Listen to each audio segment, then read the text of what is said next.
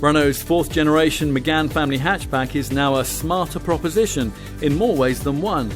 If you're shopping for something Focus or Astra shaped in this segment, it'll probably no longer be one of the first cars you'll immediately think of, but this updated Mark IV model is clever, sensible and very good looking, especially in this sport tourer estate guise.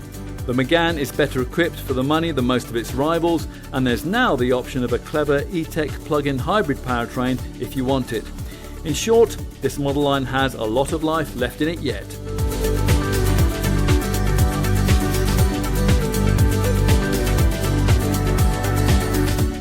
Ordinary family cars can no longer be, well, ordinary. People want polish these days, a smarter feel and high-tech features that make them feel pampered and premium, which means that in the Focus-sized family hatchback segment, they may well find themselves looking at models like this one, Renault's rejuvenated fourth generation Megane. This Mark IV model was first introduced back in 2016, but in late 2020, Renault treated it to a significant facelift, creating the car that we're going to look at here. With the French maker's position as one of Europe's biggest car makers severely under threat and a slimmed down range of conventional models forced on dealers by this brand's commitment to electric power, it's really hard to overstate this car's importance if you happen to run a showroom with the yellow-backed silver diamond above the door.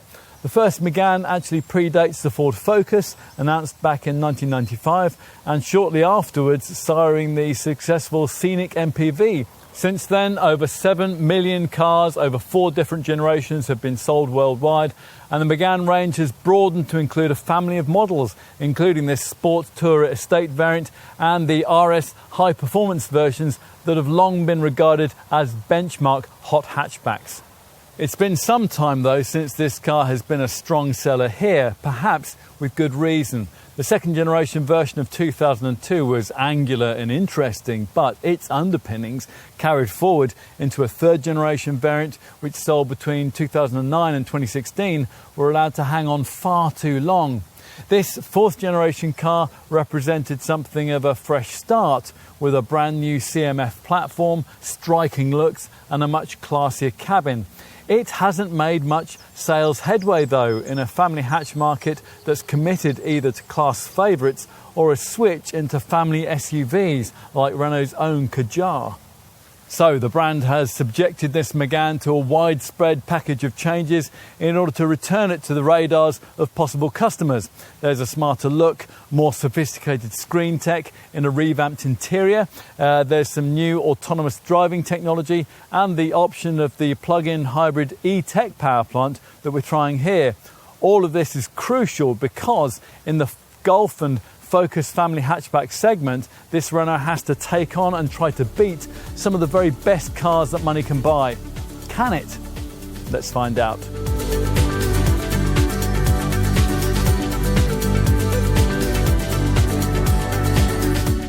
There have always been two distinct kinds of Renault Megane. In the guises tuned by Renault Sport engineers in Dieppe, it's long been an enthusiast's plaything, ultimately responsive, satisfyingly feelsome and extremely quick. Over the years, we'd always hoped that some of that magic would rub off onto the more mundane variants that most customers actually bought, but it never did. So these mainstream versions remained instead very different from the shopping rocket Megane models, really rather French with their softly sprung, slightly vague steering demeanour. Back in 2016, when we first tried this fourth generation design, we wondered whether this recipe might change a little.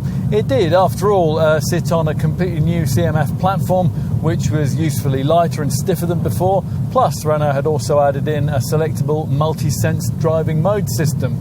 Essentially, though, this car's intrinsic demeanour remained little different. The brand once again returned to its default position of supplying mainstream Megane variants with light steering, fairly soft suspension and easily accessible but undemanding drive dynamics. In many ways, there's very little wrong with that approach. Indeed, you could almost argue that it's what the majority of customers in the family hatchback segment actually want. The people who will probably really appreciate this car's supple ride, its decent traction and its balanced standards of body roll. It's no surprise then to find more of the same served up by this slightly facelifted model, although the brand has taken the opportunity to tweak the power steering system, giving it a slight weight reduction and adding in more powerful and responsive onboard electronics. Those are supposed to make the driver inputs more precise. The only way you can really feel the difference that this makes is by playing with the various modes of that multi-sense driving mode setup, and that's accessed by a provided button ahead of the handbrake switch. Now you can choose from neutral, comfort and sport modes, plus there's also an eco option and a perso setting which allows you to tailor your own specific setup. All these settings alter steering feel, throttle response, stability control settings and automatic gear change timings to suit the way that you want to drive. With this facelifted model, the comfort mode now has a lighter steering feel, while in sport the steering gets 25% firmer and the engine mapping offers up to 25% more torque for what's supposed to be a more dynamic drive. In truth, there isn't really much about mainstream Meganes that deliver that, particularly now that Renault's banished the more powerful engines from the range. Only the 300 horsepower 1.8 litre petrol unit used in the separate Megane RS hot hatch remains. Otherwise, the conventional part of the engine lineup is now based entirely on just two power plants, both of them 4-cylinder units. There's either the 1.3 litre petrol TCE 140 powertrain with 140 horsepower and 240 newton meters of pulling power. That makes 62 in 9.4 seconds en route to 127 miles an hour. Or there's a 1.5 litre blue DCI diesel with 115 horsepower and 260 newton meters of pulling power that makes 62 in 11.1 seconds on the way to 118 miles an hour. All these stats relate to the 6-speed manual models. Both engines, though, can be had with a 7-speed dual-clutch automatic gearbox. That's not quite it, though, because Renault also now offers this car with the rather interesting E-Tech plug-in hybrid 160 HP petrol power plant we're trying here. This sees a 1.6 litre petrol engine mated to two electric motors powered by a 9.8 kilowatt-hour 400-volt battery. This package generates 394 newton meters of torque and allows for a range of about 30 miles, plus the ability to travel at up to 84 miles an hour on electric power alone. It's quite an intriguing package. It's shared with the brand's Capture Small SUV, and as with that car, you always pull away silently using all-electric power, and beyond that, you control everything with a revised multi-sense driving mode system that features three basic settings. The two extremes are Pure, which engages all-electric drive and can be locked in with a fascia EV button, and Sport, which is engine only and which you'll have to engage to replicate the claimed performance figures, 62 in 9.8 seconds on the way to 111 miles an hour. Most of the time, though, your choice will be My Sense, which is a hybrid setting engineered to use both power sources most efficiently. This plug-in hybrid Megane's gearbox is an auto, of course, but of the more unusual dog box clutchless variety, and it offers an extra B mode which maximises regenerative braking to the point where you'll hardly ever have to use the actual brake pedal. Whatever your chosen transmission setting, nearly all the time when you're either off throttle or slowing the car down, restorative energy is being fed back into the battery. Much of it is then used to aid acceleration, but if you want to save all of it for battery-only town travel when you'll most need it, then a further e-save setting is available to allow for that. Inevitably, all of this clever tech carries quite a weight penalty, nearly 400 kilos, which has an effect on both ride quality and cornering body control. But unless you go throwing the car about, you'll probably be quite happy at the dynamic balance that Renault has achieved here. If you do want a Megane that you can go throwing about, then we would refer you back to that RS 1.8 litre petrol turbo model we mentioned earlier. This too has been lightly revised and is offered in two guises. There's the RS 300 model with the brand's standard sport chassis, or the top trophy variant, which features the firmer, more track-orientated Cup chassis.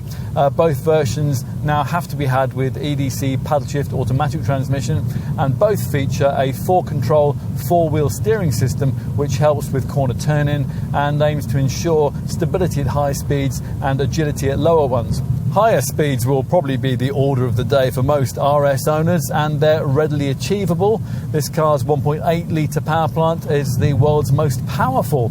62 miles an hour from rest takes 5.7 seconds, en route to a maximum rated at either 158 miles an hour for the RS 300 or 163 for the trophy version. None of which, as we said at the beginning, has very much to do with the kind of Megane that most customers actually choose, a car rather more like the one we're trying here.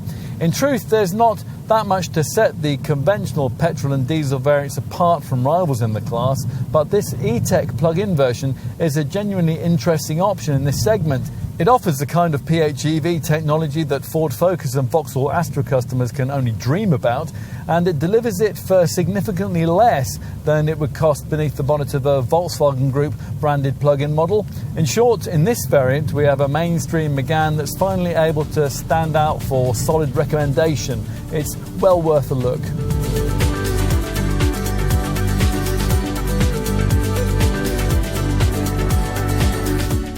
Although this fourth generation Megane has been on sale since 2016, it's entirely possible that you may not be especially familiar with it, given its relative scarcity on British roads, in which case you'll come fresh to this Mark IV model's rather eye-catching looks, with its clever use of lighting effects, complemented on hatch variants and this Sport Tourer Estate model by a low-slung stance and a wide track. Stylist Lauren van den Akker hasn't changed much with this facelifted model, which is fine by us. This nose section is in many ways a real piece of street theatre, particularly when it's lit up at night with a riot of LED detailing that one writer reckoned reminded him of a fairground version of Salvador Dali's moustache. If you happen to be familiar with the original version of this fourth generation design, then you will notice a few detail changes on close inspection. The restyled bumper incorporates these smarter corner cutouts, and there's a revised lower grille which is chrome trimmed on the base iconic models, but is sportier looking on this plusher RS line variant thanks to this F1 style full width lower front blade. As for the lights, well, indicators have been incorporated into the distinct C-shaped front daytime running lights, and all models now get the brand's full LED Pure Vision headlights, the beam range of which has been increased by 30%. And from the side, well, from here you'll notice the low set stance and perhaps the care with which the Sport Tourer Estate body shape has been fashioned from the silhouette of the standard hatch. This sporty station wagon is a significant 247mm longer. As for the update changes, well, you don't normally expect to find any profile changes with a facelifted model, but a few do feature here. There's a smarter wing design paired with door handle lighting to provide more of a premium feel, and inevitably there are fresh wheel designs.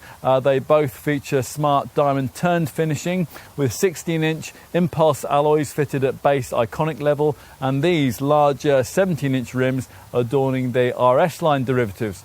As before, nice touches include these deeply sculpted door panels and this side vent in the front wing with its tiny swage lines that rush rearwards. At the rear, the tail lamps are now of the LED variety, stretching across the boot lid and incorporating trendy scrolling dynamic rear indicators. As before, there's 3D edge light technology, which makes the illuminating signature of these lamps appear as deep red slender brush strokes. Of course, as usual, what's more important is what lies beneath all this. Unlike the pre-2016 era Mark III predecessor, this Mark IV model Megane isn't just a restyled piece of bodywork sitting on fairly ancient underpinnings. Instead, this fourth generation design features the same light, stiff and really quite sophisticated CMF common module family vehicle architecture, which is used by the brand's Kadjar crossover model. So the changes to the outside are subtle, as are the updates to this improved hands-free key card, which unlocks the vehicle on approach and automatically locks it when the driver leaves the vehicle with no need to touch the door handle. Time to take a seat behind the wheel. A very comfortable seat, as it turns out. Renault fits these chairs to the luxury segment Espace and Talisman models it offers in Europe, so it's no surprise that the dual density foam design makes them feel extremely comfortable by the usual modest standards of a model like this one. So get comfortable, have a look around. What do you notice? Well, a few changes as it happens in the perhaps unlikely event that you happen to have tried an earlier version of this 4th generation Megane. The various screens can be bigger, there's a more premium feel thanks to upgraded trim and upholstery. You now get little extra touches like 8-colour ambient lighting and a rimless electrochrome rearview mirror. And perhaps most significantly, Renault has listened to commentators like us and has separated out the ventilation controls from the central touchscreen. Yes, screens. Well, we'll start with the driver information display you view through this leather-stitched 3-spoke steering wheel. Even the base Iconic model now gets this in 7-inch form to replace the analogue dials, and that's a screen size that grows to 10.2 inches with this RS line trim and is fully customisable with the ability to display a full 3D map right in front of the driver. Across the range, the instrument display changes in shade and design depending on your selection from the various multi-sense drive system settings. Most of the time you'll probably find yourself in the blue-tinged comfort or sport settings, the latter delivering a prominent rev counter into your line of sight. A bit annoyingly though, none of the modes allow you to see a speedo dial and a rev counter at the same time. This central portrait-style Easy Link display has grown in size too, although again only if you stump up for RS line spec.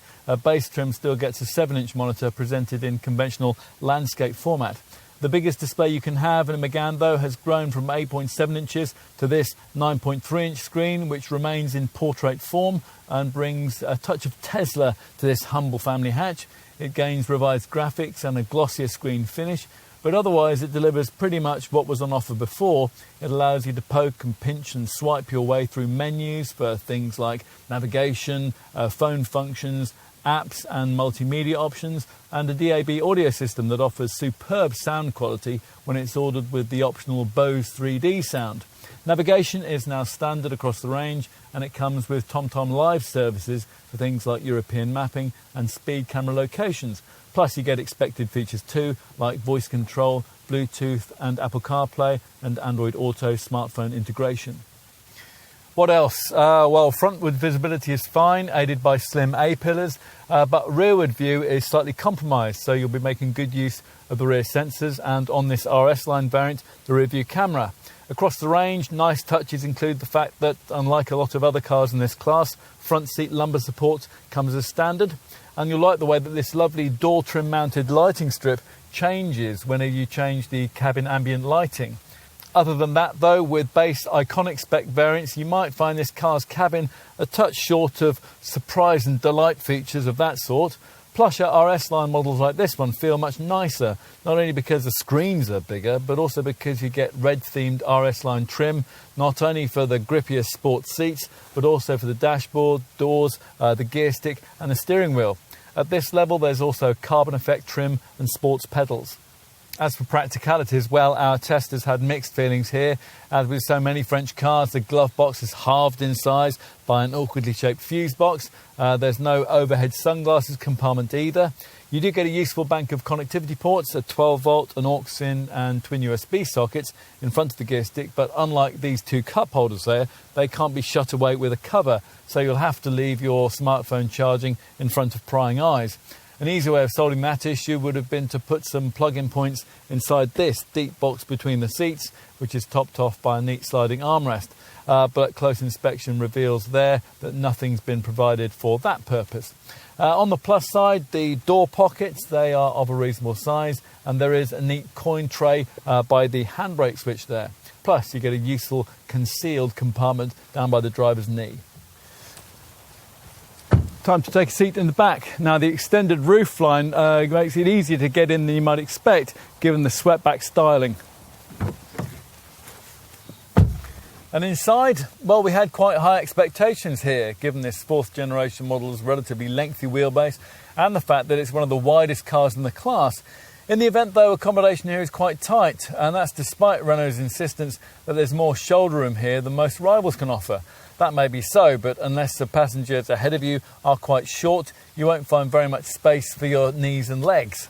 At least the central transmission tunnel isn't too prominent, the seat's quite supportive, and there are useful dual cup holders built into this central armrest. There are reading lights and coat hooks in the grab handles, and twin USB points and a 12-volt socket feature under these vents. Finally, let's take a look in the boot. Lift the tailgate and you'll find that the opening is a good square shape, but the high sill will make it a bit awkward to get heavier items in. Inside the space you get varies quite a bit, not only with body shape, but also with the power plant that you've chosen to fit up front. With a conventional TCE 140 petrol engine, the standard hatch offers 473 litres. It's 563 litres with the Sport Tourer Estate. With the DCI 115 diesel fitted, the standard hatch offers 394 litres or 504 with the Estate. With this E-Tech plug-in hybrid powertrain installed, cargo space falls significantly by 116 litres over the TCE petrol, which means that in this E-Tech Sport Tourer Estate we have 447 litres to play with. You get two bag hooks for tie-down points and a light on the left. There's no space for anything much under the floor, although in a conventionally engine model you would get more room than this, particularly if you were unwise enough not to pay the extra that Renault wants for the emergency space-saver spare wheel. With this E-Tech plug-in variant, there's only really space for the charging cables and for the tyre repair kit. Folding the 60/40 split rear bench in this Sport Tourer model, that is done with these useful side cargo wall catches. It reveals a substantially larger load area, of course, although it is a bit of a pity that the seats don't fold completely flat. With a conventional TCE 140 petrol engine, the total capacity is 1,367 litres. It's 1,543 litres with the Sport Tourer Estate. With the DCI 115 diesel fitted, the standard hatch offers a total capacity of 1,288 litres or 1,484 with the Estate. This E-Tech plug-in Sport Tourer offers 1,408 litres of total capacity. For reference, that's a significant 290 litres more than you get if you ordered this PHEV drivetrain with Renault's slightly pricier Capture small SUV. With any petrol-powered Megane Sport Tourer equipped to base Iconic spec trim, including the E-Tech variant, you'll get a fold-flat front passenger seat, which, when it's pushed forward, will give you the longest load area in the segment, around 2.8 metres. The more heavily bolstered sport seats that you get with RS line trim don't allow for that feature.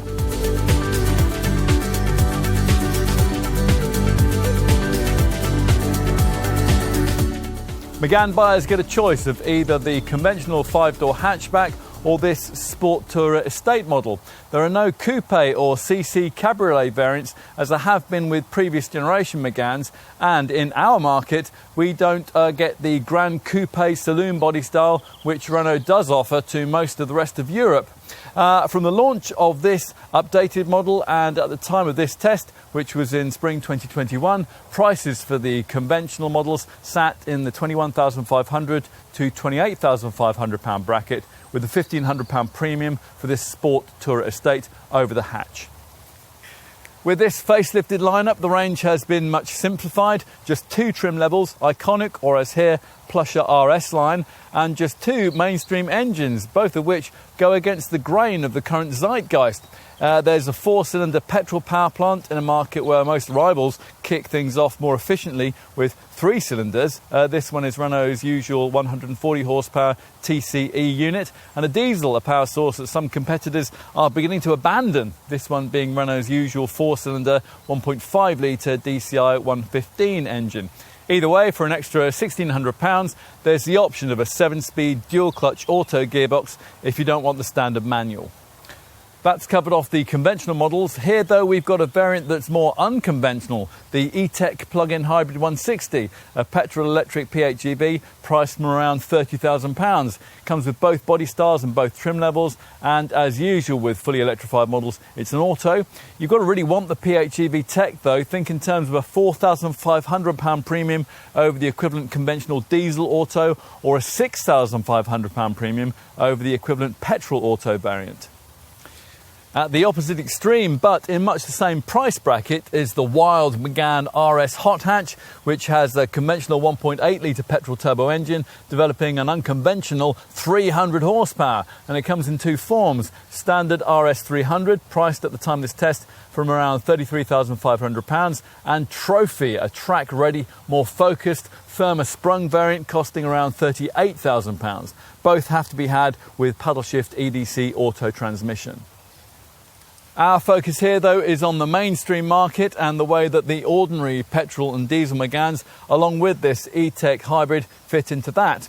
So let's start with two market segment leaders, Ford's Focus and Volkswagen's Golf. Now, in base form, this Megane undercuts both those two rivals on price by a little in the case of the Focus and by nearly £2,000 in the case of the Golf. Plus, this Renault offers more equipment too, which compensates for the fact that a base Megane diesel is slightly pricier than the equivalent EcoBlue powered Focus. Again, the Golf in base TDI form is much more expensive, around £1,500 more in fact.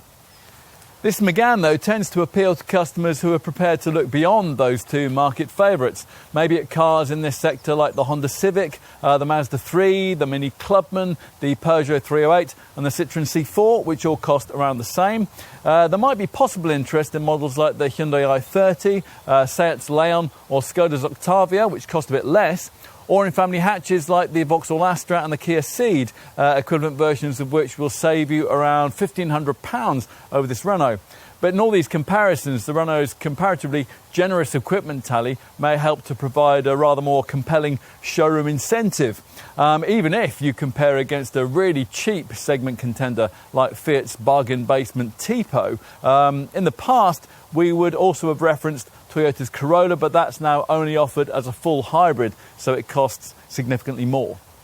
In terms of this E-Tech plug-in hybrid Megane variant, the required £30,000 price point is pretty competitive. That's the kind of fee that's required for cars like the various Kia PHEV offerings, plug-in versions of the Niro, the Exceed and the Ceed Sportswagen. And that figure undercuts by around £2,500 PHEV versions of the Seat Leon and the Skoda Octavia. You would spend more on a PHEV Peugeot 308, and a Volkswagen Golf GTE plug-in model is around £6,000 more. That sells in the kind of premium £35,000 to £40,000 bracket, which would get you a premium badged plug-in car like a PHEV version of the Mercedes A-Class, the Audi A3 Sportback and the DS4. Finally, there's the Megane RS, which takes on similarly sized and powered hot hatches like the Honda Civic Type R, the Volkswagen Golf GTI and the Cupra Leon. It undercuts models like the Audi S3, the Mercedes AMG A35 and the Golf R, but those cars all have four-wheel drive and a bit more power. In short then, all variants of this Renault hatch face extremely tough competition, but even so, this Gallic contender might just catch your eye. And if it does, you'll want to know just how generous Renault has been when it comes to the standard kit. So let's see. All Meganes are far better equipped these days. Even those with entry-level iconic spec now get full LED headlamps, signature C-shaped LED daytime running lights, power folding mirrors and all-round parking sensors. Inside, across the range, there's now a navigation system, dual zone climate control, virtual dials for the instrument cluster screen, that's at least 7 inches in size, plus the multi-sense driving mode setup and cool ambient lighting with 8 selectable colours. Also now standard fit is the Visio system package of camera safety kit. Get to that in a moment. Disappointingly though, Renault still makes Megane customers pay more for key items like a space-saver spare wheel and the eCall safety system that you'll find on most competitors these days, which is there to automatically alert the emergency services in the event of a crash. Specific items fitted with Icon trimmed models include 16-inch diamond-cut impulse alloy wheels, as well as front fog lamps, tinted windows, a hands-free keycard and an alarm. Inside there are nice finishing touches like a rimless electrochromatic rear-view mirror and black velvet style upholstery with front seat lumbar support. On petrol variants there's a useful fold flat front passenger seat for longer loads. Infotainment is taken care of by a 7-inch landscape-shaped central EasyLink navigation touchscreen from which you can access not only the TomTom sat-nav, Bluetooth and Apple CarPlay, Android Auto smartphone integration, but also a sound auditorium DAB audio setup. Ideally though, you'd want to pay the extra for the plusher RS line trim level we're trying here, identifiable from the outside by bespoke bumpers and larger 17-inch RS line wheels. Inside there's red themed RS line trim, not only for the upholstery but also for the dashboard, the doors, the gear stick and the steering wheel. And you get bigger screens too, a 10-inch one for the virtual instrument dials and a 9.3-inch portrait style centre stack EasyLink monitor for the infotainment functions. Talking of screens, a rear parking camera is also standard at this level. This plusher trim level also includes sport seats with more pronounced side bolsters, but with those on petrol models you lose the fold flat feature for the front passenger chair. The full-fat RS shopping rocket model, only offered in hatch form, obviously has its own bespoke level of trim, and that includes the brand's RS Vision lighting system and the multi-sense driving mode setup with sport and race settings, which can be accessed by a shortcut RS button. Also standard is the 4-control 4-wheel steering system, a special Perfo hub independent steering axis front suspension system and a Torsen limited slip differential. All these things combine to improve cornering. The standard RS 300 variant, which features the softer sport chassis, gets 18-inch RS alloy wheels with 355mm front brake discs and Brembo calipers. The top trophy model, with its stiffer cup chassis, features 19-inch RS trophy alloy wheels with bi-material brakes, plus that track-ready variant also includes an RS Napa perforated leather steering wheel and gear knob gaiter, extra RS monitor telematics track features and heated seats with red-stitched Renault Sport Alcantara upholstery. But let's switch our focus back to the mainstream Megane models we're concentrating on for the purposes of this film, and let's talk about the available options. Heated front seats and a technology pack that you can add into the base iconic model will add in the larger 9.3-inch centre dash EasyLink infotainment screen plus a rear view camera. Otherwise, most of the really nice stuff is restricted to customers who've stretched up to this RS line level of trim. Things like a premium 9-speaker Bose audio system and heated front seats. They can be fitted out with black Alcantara RS line leather upholstery. The Megane RS Trophy model can also be had with race-style Recaro bucket seats. Beyond that, bear in mind you're almost certainly going to have to pay your Renault dealer more for your choice of paint colour. The only standard one is solid glacier white. There is a range of optional metallic shades, and there are some more exclusive and pricier ID shades too, like this test car's iron blue. You will have to pay more to add back in the missing emergency spare wheel too. Otherwise, it's practical stuff like a swan neck or retractable tow bar, standard or an all-in-one boot liner, a boot sill protector, protective bodywork film, there's a pack for that, and mud flaps. Roof bars are available in the holiday pack, and that also includes a roof box, and in the bicycle rack pack. The Explore pack gives you a tow bar and a Eurobike tailgate carrier for 2 bikes, and an Elegance pack that will give you illuminated door sills and sports pedals. You can also add in a dash cam and an induction charger wireless phone charging mat. Enough with that, let's finish by talking about the safety features fitted across the range. Now this is an area in which recent history suggests this car will be very strong.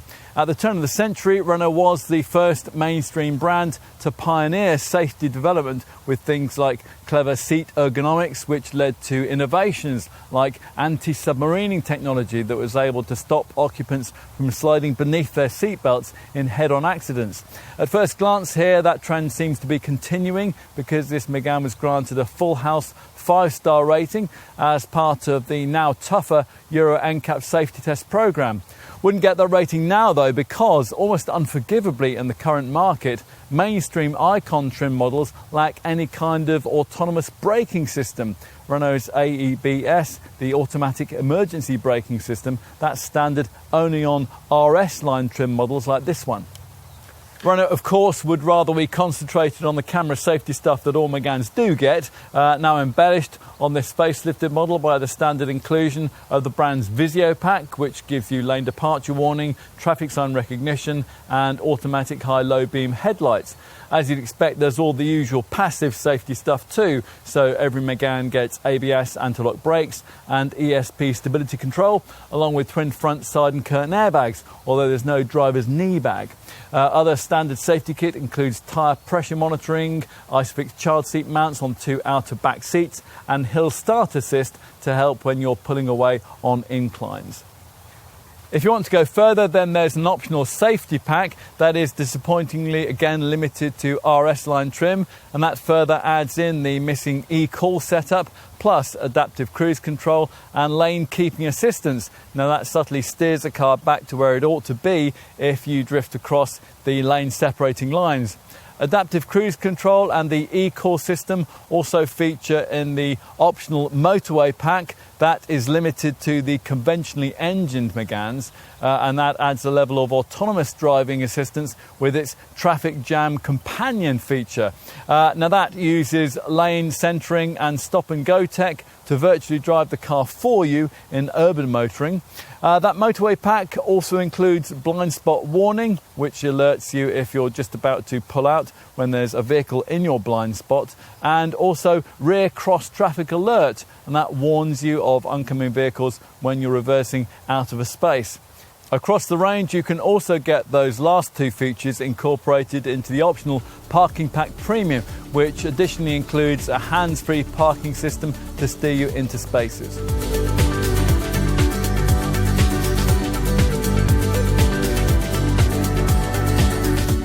You can't help wondering whether the billions of euros that Renault's poured into electric vehicle development in the last decade has held back the development that we would otherwise have seen in the brand's conventional petrol and diesel engines. The fact that at the launch of this fourth generation Megane lineup, most of the core engine wear was carried over from the previous model certainly seems to suggest that. Still, in Renault's defence, there's a lot of life left in the TCE petrol and DCI diesel power plants being offered. They have been thoroughly refettled to meet the latest Euro 6 regulations, and they're not too far off the current class stand when it comes to running cost efficiency. Take the 1.5 litre DCI 115 diesel unit that the majority of Megane buyers will choose. At the original launch of this Mark IV Megane model, Renault promised that this unit would be offered with 48-volt hybrid assist mild hybrid tech, but there's still no sign of that. With the non-electrified version of this black pump fueled engine, official WLTP figures suggest that Megane can manage 62.8 mpg on the combined cycle with both body styles and 117 grams per kilometre of CO2 in hatch form. It's 119 grams per kilometre for the Sport Tourer estate. Perhaps not coincidentally, those readings are identical to those you get from a rival Volkswagen Golf 2-litre TDI 115 PS model, although equivalent base diesel versions of the Ford Focus and the Vauxhall Astra can do slightly better. It's also worth mentioning that there is only a fractional efficiency downside if you choose the EDC Auto gearbox as an alternative to the 6-speed manual transmission. Think 61.4 mpg and 121 grams per kilometre with hatch, and 60.1 mpg and 122 grams per kilometre for the Sport Tourer. That is the sort of engineering feat that the Korean brands still haven't fully mastered. Now let's talk petrol power. This is the area of development in which Renault seems to have suffered most with its brand emphasis on all-electric power. There simply hasn't been enough engineering resource and budget left over in the company to create the kind of downsized 3-cylinder petrol power plant which now features in nearly all of this car's main rivals, which is why a Megane 1.2 litre TCE 140 will cost you 10 to 15% more to run than, say, a comparable Focus 1 litre EcoBoost, a Golf 1 litre TSI, or a Peugeot 308 1.2 litre PureTech model. To be fair, all the models that we've just mentioned are more expensive to buy than this one is, the Golf and the Peugeot significantly so, and that means that if your likely ownership period is short and you won't be covering all that many miles, then this Renault could still work out as being a cheaper overall package. To be specific on those figures, a Megane 1.2 litre TCE 140 hatch manages 47.1 mpg on the combined cycle and 136 grams per kilometre of CO2. It's 44.8 and 142 grams per kilometre for the Sport Tourer estate. Again, there's very little penalty if you opt for the EDC automatic transmission. Think 46.3 mpg and 138 grams per kilometre for the hatch, and 45.6 with 141 grams per kilometre for the Sport Tourer Estate. For completion, we'll also give you the stats for the Megane RS hot hatch, 33.6 miles per gallon and 190 grams per kilometre for the RS 300, and 33.2 mpg and 191 grams per kilometre for the RS Trophy variant. There is, though, a petrol-powered Megane that stacks up rather better against its rivals, and it is, of course, the E-Tech plug-in hybrid variant, which we've been trying here. For this variant, the WLTP figure for combined cycle fuel economy is up to 217.3 mpg. The WLTP CO2 reading is up to 30 grams per kilometre, and as we said in our driving experience section, the WLTP rated driving range is up to 30 miles. You'll need some class perspective on that. The Mini Countryman PHEV manages up to 156.9 mpg and up to 39 grams per kilometre, and a driving range of up to 31.7 miles. And the three main Kia alternatives, the PHEV versions of the Nero, the Ceed Sportswagen and the Exceed Crossover, all manage up to 201.8 mpg, up to 31 grams per kilometre, and a driving range of up to 36 miles. All those models, including this Renault, have CO2 figures that are green enough to qualify for a super low 10% benefit in kind taxation rating and free first-year road tax. Of course, official figures are one thing, actual day-to-day returns are another.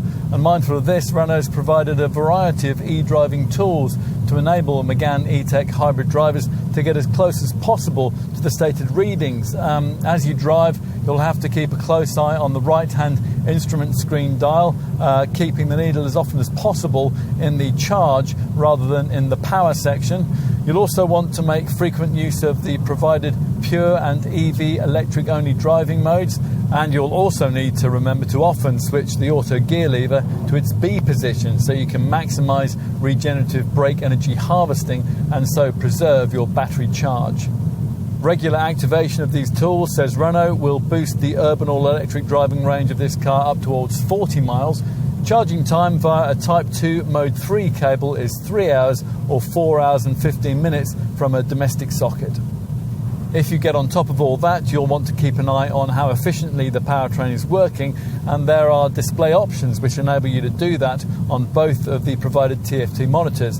The right-hand virtual dial in the instrument binnacle here has a central area that shows a triangulation of battery, e-motor and engine to depict in real time the hybrid system's flow of energy, but it's the central EasyLink screen that'll be your main point of reference for your EV feedback. Consult the car info section and you'll find an energy info icon, and that takes you to a history graph divided into 15, 10 and 5 minute sections, plus a live graphic so you can see in real time what's happening. There's also a list screen that gives you more useful EV readouts, one for average electric consumption and another for total recuperated energy. Right, that's enough on the PHEV model. Right across the Megane range, what else do you need to know about the economics of running this Renault hatch? Well, obviously, to get anywhere near to the quoted official efficiency figures, you'll have to do your part as a driver. And that means keeping as often as possible in the multi-sense eco driving mode, which slightly restricts the throttle travel and the climate control system output. Other stuff that you need to know includes the fact that Renault provides a 4-year warranty, a little better than the 3-year warranty provided by Ford, Peugeot and Vauxhall and the Volkswagen Group brands too, but nowhere near as good as a 7-year cover that Kia offers. Bear in mind that the final 2 years of that warranty restrict you to 100,000 miles. This E-Tech model's PHEV system's battery has a separate 8-year, 100,000 mile warranty. Across the range, you get 4 years of UK emergency breakdown recovery and 3 years of European cover as part of the package. Insurance for the TCE 140 petrol model is Group 21 or 22. For the DCI 115 diesel variants, it's Group 18 or 19. For this E-Tech plug-in hybrid, it's Group 22. As for the Megane RS hot hatch, it's Group 38 or 39. Across the lineup, scheduled servicing is every 12 months or 18,000 miles, whichever comes first, And as usual, prepaid servicing plans are available, a 3-year 30,000 mile deal or a 40,000 mile package. And finally, residual values. The experts at CAP reckon 31% after 3 years and 60,000 miles.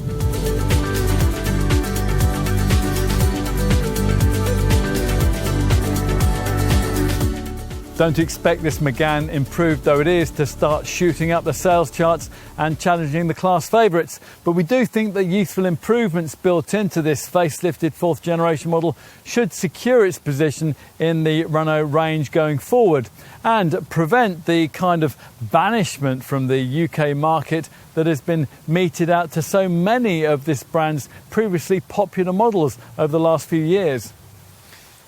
This Megane model line's position today would doubtless be better if Renault hadn't ignored it quite so much in its turn-of-the-century drive towards electrification. So it's perhaps appropriate that this Gallic hatch's position has, with this facelifted range, been significantly improved by a dose of the electrification which that development drive has produced. We think this E-Tech plug-in hybrid is a genuinely underrated and very complete family car. But it will be a rare sight on our roads, as to a slightly lesser degree will more conventionally engined Megane hatches and sport tourer estates. Those who do choose those variants will do so attracted by the smart styling, the plush and quite sophisticated cabin, the undemanding drive dynamics and the value-orientated pricing. Now, you can find those things in this segment elsewhere, but in many cases not quite so appealingly packaged. And in summary, well, it's true this may not be the European market leader it was a decade or so ago, but it's a compact family 5-door that now ticks an awful lot of boxes, and one that an awful lot of people, we think, might rather enjoy owning.